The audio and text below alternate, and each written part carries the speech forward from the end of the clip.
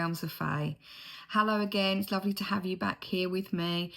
Today I thought I'd perhaps do a review of card decks, and I'm going to do that throughout the platform. I'm going to randomly just be reviewing cards because obviously I've used cards for a number of years with all of my one-to-one readings, and it's an integral part of my work, and it's also an integral part of a lot of people's development as well. When you first start doing your development, a lot of people will play around with the cards, the tarot, the oracle, the Lenormand cards. So I thought I'd come on just to do a little chat about perhaps some of the cards that I'm using on a regular basis, and just talk a little bit about those cards and how I work with them. So the first deck of cards I want to talk about was the Angel Wisdom Tarot, which is Radleigh Valentine. I haven't got the box because my dog chewed them up. So I left my cards on the floor one evening when I was doing a video in front of the fire, and one of my Dachshunds literally ate the box, so there's no box for them now, so they're a bit battered, these ones, but these are my old faithfuls and I absolutely adore them. I used to use a lot of Doreen Virtue cards over the years, and Radleigh Valentine used to collaborate with her a lot, with his knowledge and wisdom as well, and these are beautiful cards. The illustrations are by Dan Craig. The book itself, which I find these books, they're really important. A lot of people don't even bother reading the books, but actually I love to look at the books, not just to learn what the cards mean, but also just to look at the different spreads that people are using, the different creativity that they've put into making the cards. And sometimes there's like lovely poetry in there and affirmations, and it's a really kind of discarded section of the tarots and the card decks, is that people don't often read the books, and I do love to, and I'm a book person, I'm a bookie person. If any of you that would know me personally would know my house is literally surrounded in books. I have bookshelves in every room, and literally loads of them stacked up on windowsills and things, and I'm constantly looking into books. And I think I've got this passion for books because I see a book as like almost as if it's a soul, to some degree, because it's got the essence of the person that's written in its soul. And when you read a book and you smell the book and you open the pages, it's almost like you're entering into a fantasy world of some description, or some kind of realm that is separate to yourself but also connected to self, because every person, every human being on this planet is connected to us in some way, shape or form, energetically, as well as people that are not on this planet, but that's for another session. But yeah, the books to me are almost like a window into the soul of the person and the creativity of the person that's written them. And this particularly, the reason I love this particular deck is because I've always had a real affiliation with the angel realms, and when I first started developing many moons ago now, we're going back to my teenage years, when I started dabbling with astrology and tarot. I was kind of engrossed in astrology back then, but I always struggled a little bit with astrology, to be honest with you, because I suffer with number dyslexia, dyscalculia, and I was dyslexic as a child, so numbers weren't really my friends back then. So astrology, although it was always there in the back of my mind, it kind of never really came to fruition until a bit later on in my life, when I sort of gained the confidence to use the symbology and the language of astrology rather than thinking of it more in a numerical form. So that was just a little off the ramble bit about astrology. But the reason, again, I love these cards so much is because they include the elements, which is an integral part of astrology. And I always, whenever I'm reading with cards, I always look at the numbers. And in a numerological space, I will kind of work them down into a single digit and use that as a house number in my mind, as a way of connecting with that person. And the numerology in the card decks specifically have their own meaning. And, when you're reading cards in general, it's always a good thing, and I'll give you little snippets of this as we go through with different card readings. It'll bubble up with different ways in which I work. Using the numerology aspect of the cards is quite important as well, because all numbers have Sabian symbols attached to them as well, and Sabian symbols are a form of almost metaphor of what that number actually means. There's a meaning behind the number as well, and they were developed by a lady, I can't remember her name now, like I say, sometimes I have to write these things down because I forget, but she was a medium and a divinator, a seer, and she worked in collaboration with another gentleman that created Sabian symbols. But again, I'll have to go back in my books to find out exactly who they were, what their names were, because those kind of things don't stick in the vibro brain. So just so you know, it's not because I'm not withholding the information from you, it's just I don't remember it. So that's another reason why I love this particular card deck, is because it encompasses the elements which are integral to a lot of the work that I do when I'm working energetically with people, and it also contains which are also linked to astrology, and also contains in each of the corners here, it contains the archangel that is relevant to that particular card. So this is Jophiel, you can see that there, and then you've got the 4 in the corner, so that's number 4, and obviously there'll be symbology for the number, and that to me corresponds to a house as well, and then you've got the fire element there in it as well, and then you've got the numerical, the Roman numbers as well, and then you've got the little description on the bottom, and then you've obviously got all of the picture as well, and all of the beautiful symbology in that picture. So like I say, going back to the book, because yes I digressed again, that's the ADHD brain, monkey mind. So the book is an integral part, and looking through you can see how there's been lots of information put in here about how to use the deck. There's a wonderful little section as well where it gives you the reversed as well as the normal, and then you've got all of the different card spreads here that you can adapt as well, and it talks to you about the associations in the cards.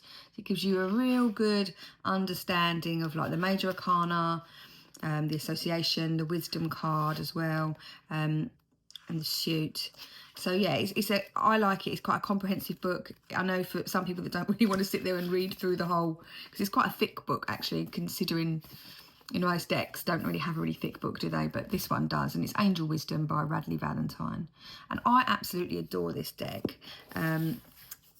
It's just so abundant in its symbology in the cards. I really like a card that you can look at, and you don't necessarily have to read what it means. You can literally just look through the imagery, and it will speak to you. And that's really working intuitively, and I work intuitively a lot with my readings in general, even when I'm working with astrology. Although I have an underpinning, a foundation of understanding, I'm working very intuitively with the energies of the planets, and with the energies of the houses, and with the energy that again talks to me and speaks to me in regard to the birth chart, the cards I pull, and listening to my own intuitive energy, because that's very much how I work as a medium and a psychic.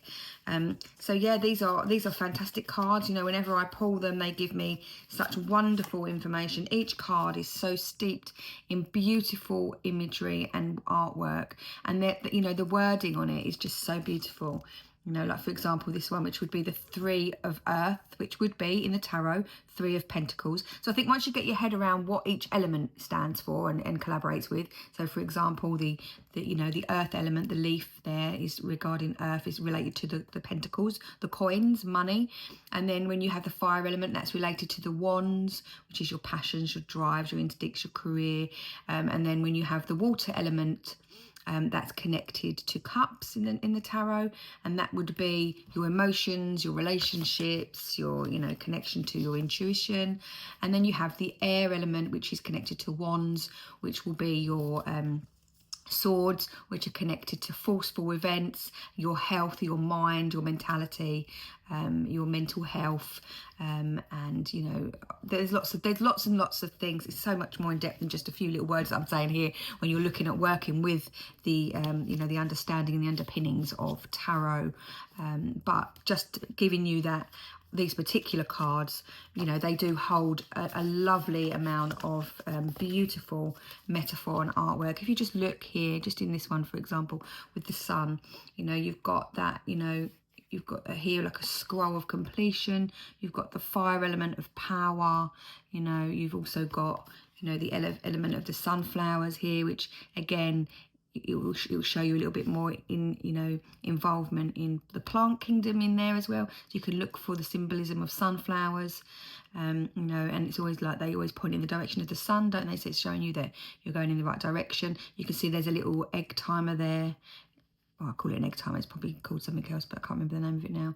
Like a little sand thing, and that's also giving you another bit of, you know, insight and information here about the timing being right.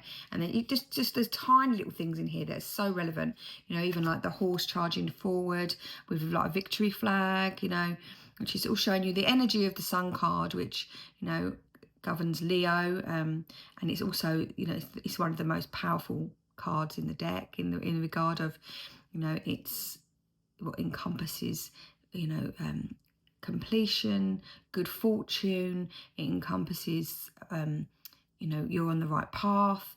You know, it's a really favourable card.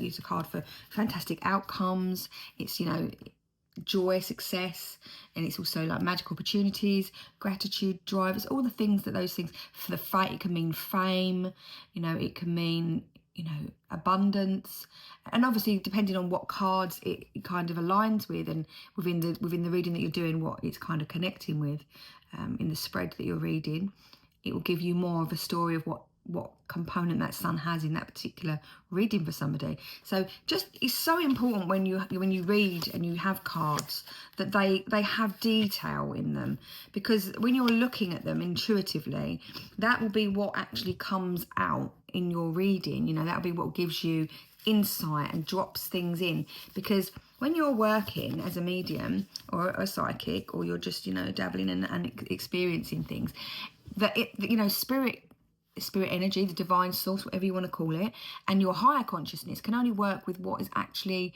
you know, in your mindset at that time, or what's available to your mind at that time, and what's already in the stores, if you like, you know, the halls of learning and the library in your head. So sometimes, you know, the imagery there helps to pull things out that are repressed or latent, or that are not quite in the conscious mind for availability at that moment in time. And that's why, you know, in dream state, we, you know, a lot of our things that we get given in dream state comes in metaphor and message and symbolism, you know. And obviously, you know, working as a psychotherapist, I've worked a lot with dreams. You know, Jungian therapy is very, and transpersonal therapy is very much about working with metaphor and dream state, because you're looking and delving into the unconscious. And so it's so important that when you're working with a card deck, that you have this other element to the cards that can lift and bubble up stuff from your unconscious, and your subconscious, you know, and bring that to the fore, so that it's kind of working in a way like a medium, like we are. It's like it's the in-between. It's what's helping you to get information, and it's teaching you almost to feel into the card, lose your eyes to see, you know, and allow that then to kind of go into your soul, and you feel into what that is relevant to. Obviously, it helps when you're learning some of the other things, like what the archangels are, what the you know, what the elements are, what the numerology aspect of it is. That helps also in you deciphering your cards. But that's why it's so important to find a deck of cards that you resonate with. And these are my Old Faithfuls, as well as another deck that I use a lot of the time, which is Ellen Duggan's Witch's Tarot.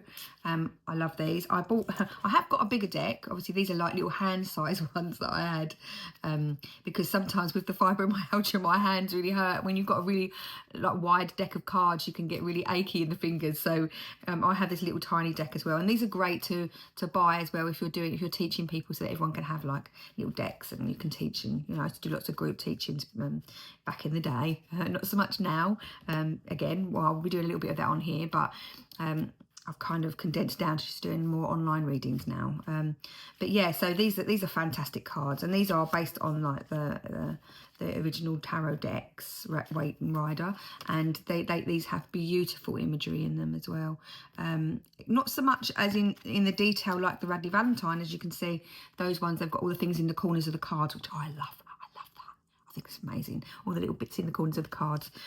Whereas these cards don't really have that, but I do find that the symbolism is very, it's very connecting to that subconscious aspect of your mind, you know, and it tends to really delve deep, and you know, it's very artistic and colourful, and you know, I feel that you can really intuitively gauge into these and glean more than just what's on the card. And sometimes it's actually nice to work with a card that doesn't have any description on it, because you know, you are really then pushed to use your intuitive aspect of self, and use your extrasensory perceptions and what that card is evoking within you, you know.